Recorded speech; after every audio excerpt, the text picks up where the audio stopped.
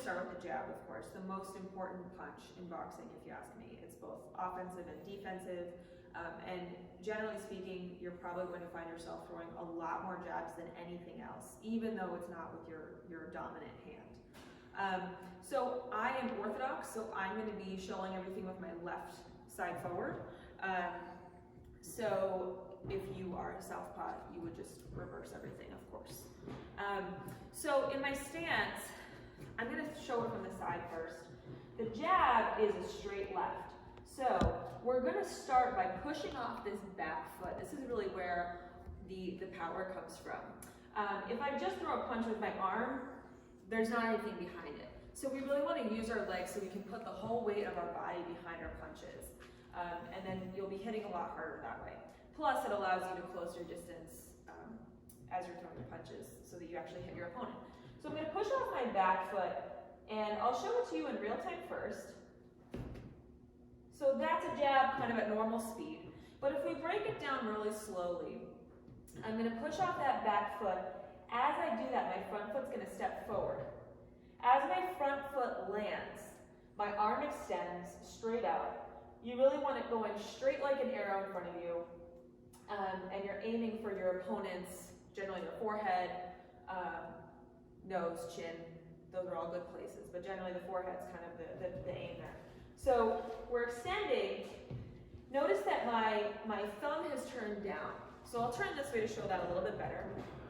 I start here with my pinky side out in my stance, but as I throw my punch, the thumb turns down.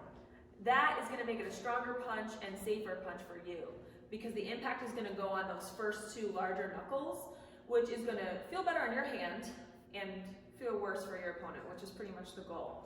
So once we've started that, we've stepped out, we've pushed off the back foot, we've stepped and extended our punch.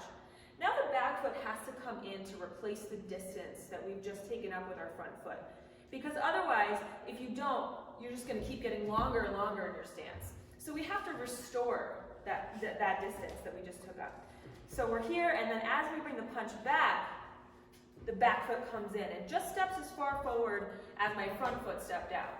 Depending on how long of a jab you're throwing, that distance might differ a little bit. Sometimes I might have my opponent far away. I want to throw a nice long power jab to reach them, in which case I'm taking bigger steps with both my front foot and my back foot. Sometimes they're a little bit closer, and it's a little bit smaller. So you're adjusting based on where your opponent is and based on what you're trying to set up next. So that is the jab. There are different jabs. You can throw fast jabs, short jabs, long jabs, what we call a tank jab to the chest. You can play around with your jab and kind of base it off of what's going on with your opponent or your sparring partner in the ring. You always want to surprise them a little bit. So, practice your triple jab, your double jab, jabbing up and down, which we'll talk more about in a minute when I get to the body jab.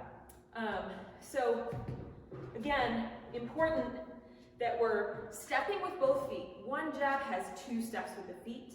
Important that we're turning that knuckle down, and you really want to extend it all the way. You're really just stopping a 1/4 inch shy of full straight extension of your elbow. You don't want to fully straighten it out so it's hyperextended. That's going to hurt you on the impact, but you're stopping just short of that, barely short of that, just for a little bit of a safer, more comfortable punch for you. So that is the jab to the head. Now I'm going to talk about the jab to the body. That you're aiming for this solar plexus area.